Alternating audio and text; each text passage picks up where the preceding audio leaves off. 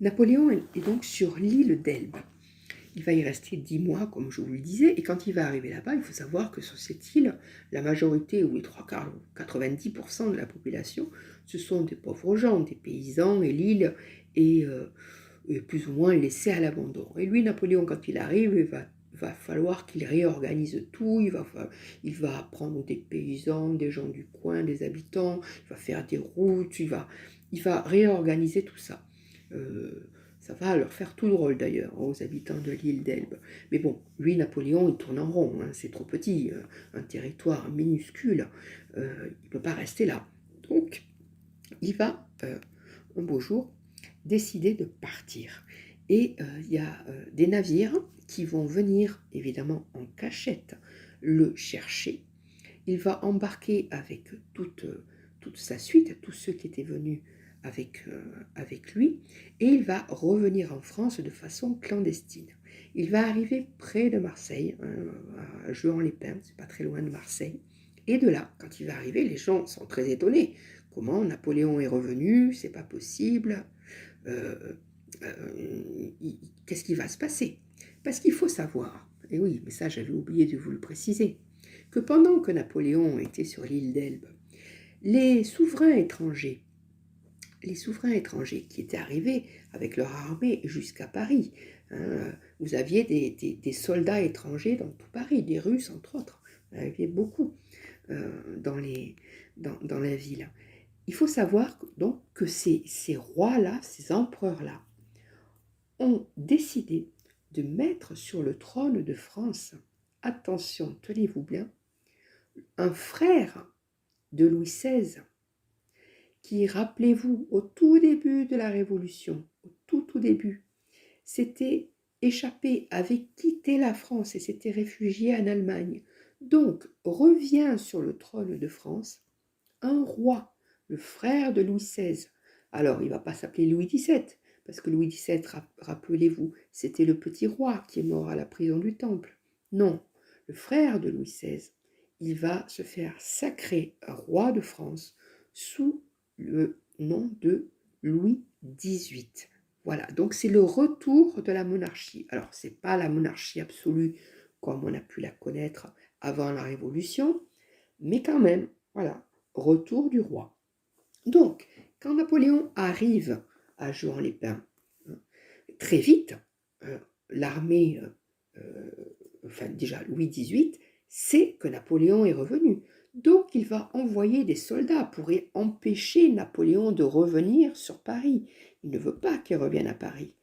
Sauf que Napoléon, au fur et à mesure, quand il avance petit à petit dans les terres, tout ça à pied, hein, au départ, il a quelques personnes avec lui, mais petit à petit, les soldats de l'armée royale, hein, les soldats, eh ben, ils lâchent, Louis XVIII et ils rejoignent Napoléon. Donc petit à petit, l'armée de Napoléon grandit, voilà, grossit. Il y a de plus en plus de gens qui viennent avec lui. Au départ, donc sur son passage, c'était oh là là, qu'est-ce qu'il fait là? Il est revenu, attention, ça va pas aller. Et puis Napoléon, ben, comme c'est quelqu'un qui sait parler, qui sait galvaniser les foules, il va petit à petit, et même assez vite, il va amener avec lui d'anciens soldats qui étaient avec lui lors de ses différentes campagnes militaires et d'autres. Et ensemble, euh, ils vont remonter à Paris, mais pas directement, parce qu'ils vont essayer d'éviter l'armée de Louis XVIII. Donc ils vont passer par des Alpes, mais petit à petit, il va arriver à Paris. Et d'ailleurs, la route qu'a prise Napoléon, elle s'appelle encore aujourd'hui la route Napoléon. C'est le trajet que Napoléon a suivi pour arriver jusqu'à Paris. Là, il arrive à Paris, et puis, hop, il chasse Louis XVIII. Allez hop, au revoir, retourne en Allemagne, terminé pour toi. Et là, il reprend le pouvoir. Voilà. Et il va reprendre le pouvoir pour 100 jours.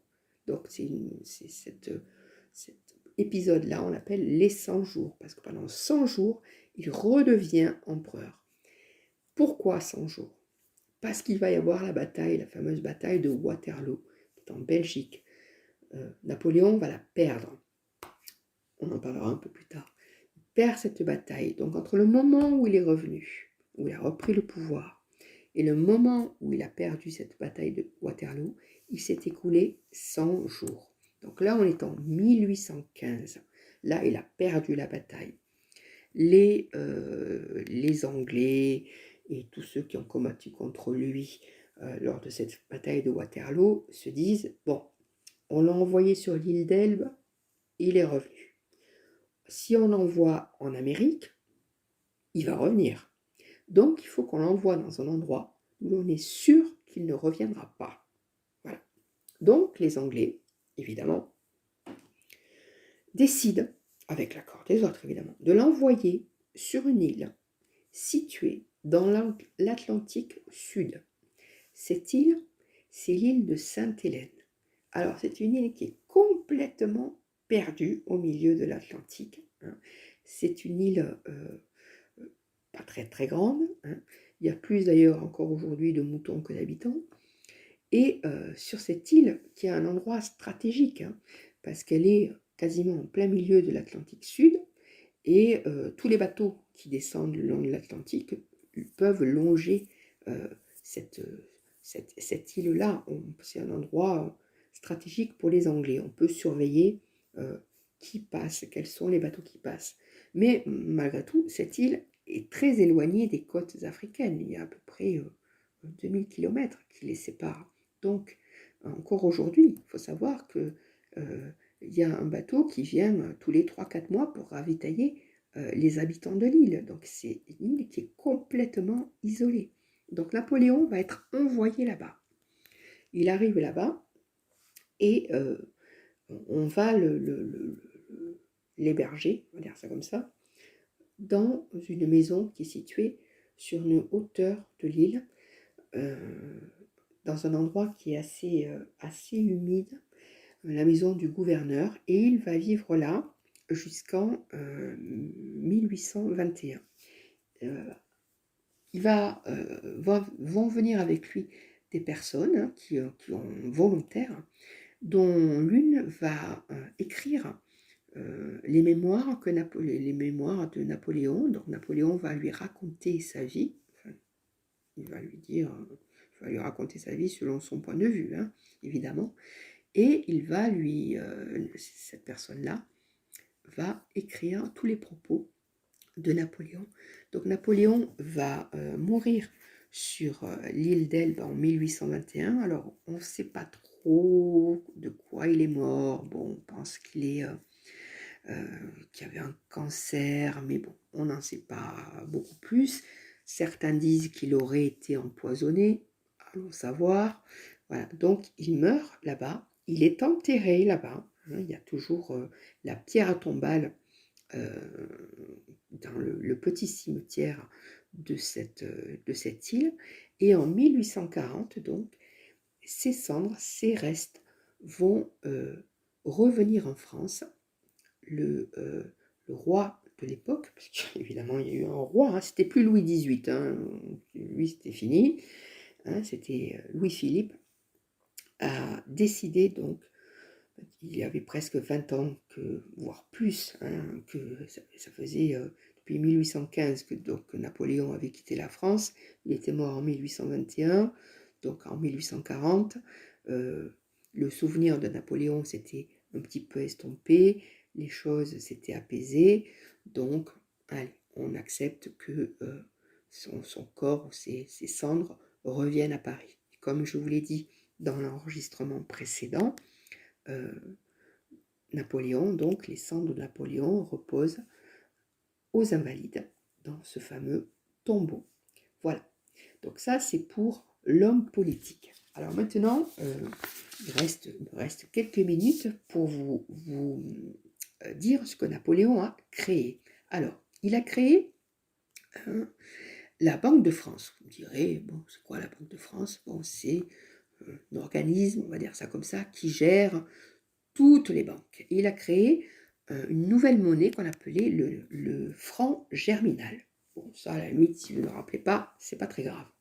il a créé la Légion d'honneur, qui existe encore. Hein. Alors au départ, c'était et c'est toujours une décoration qui récompense le courage, la générosité, le talent. Alors à l'époque, c'était d'abord des militaires, des savants, des artistes, et puis maintenant, c'est des citoyens comme vous et moi. Il a aussi créé le Code civil. Alors le Code civil, c'est un livre de loi qui existe encore, et qui organise la vie quotidienne et de tous les Français. Si d'ailleurs un jour vous étudiez le droit à l'université, vous apprendrez, vous étudierez le Code civil. Il a créé aussi les lycées. C'est lui qui a inventé, entre guillemets, le baccalauréat. Mais ce n'est pas le lycée tel que on le connaît aujourd'hui. À l'époque, le lycée était réservé aux garçons de familles riches. Et c'était plus un lycée militaire qu'un lycée traditionnel comme on le connaît aujourd'hui. Il y avait 200 élèves, voilà, donc il y avait à peu près 200 élèves, donc, et les garçons étudiaient le français, les mathématiques, mais aussi ils apprenaient, comme il dit, l'exercice militaire, voilà. Donc ils étaient obligés d'apprendre le maniement des armes, voilà. Et les punitions pour les élèves récalcitrants étaient très sévères, ça c'est pour certains. Voilà, je ferme la parenthèse. Donc Napoléon, quand il était sur Sainte-Hélène, quand il a rédigé ses mémoires, il a dit entre autres « Les historiens auront beau critiquer, ils seront obligés de reconnaître que j'ai fait quelque chose. J'ai mis fin au désordre, j'ai lavé la Révolution, j'ai donné la gloire à la France. Mon pouvoir autoritaire, mais c'était nécessaire. J'ai gêné la liberté, mais les grands désordres étaient à la porte. J'ai trop aimé la guerre, mais j'ai toujours été attaqué. J'avais trop d'ambition? Ah, sans doute, mais je voulais établir la révolution. Et ici, l'historien, peut-être, regrettera que je n'ai pas réussi. » Alors, il faut savoir effectivement que Napoléon a exercé petit à petit, progressivement à partir du moment où il a été empereur, le pouvoir de façon autoritaire. Le pouvoir de la police était renforcé. Il y avait de la censure dans les journaux, on ne pouvait pas écrire ou dire n'importe quoi. Donc il fallait faire très attention à ça.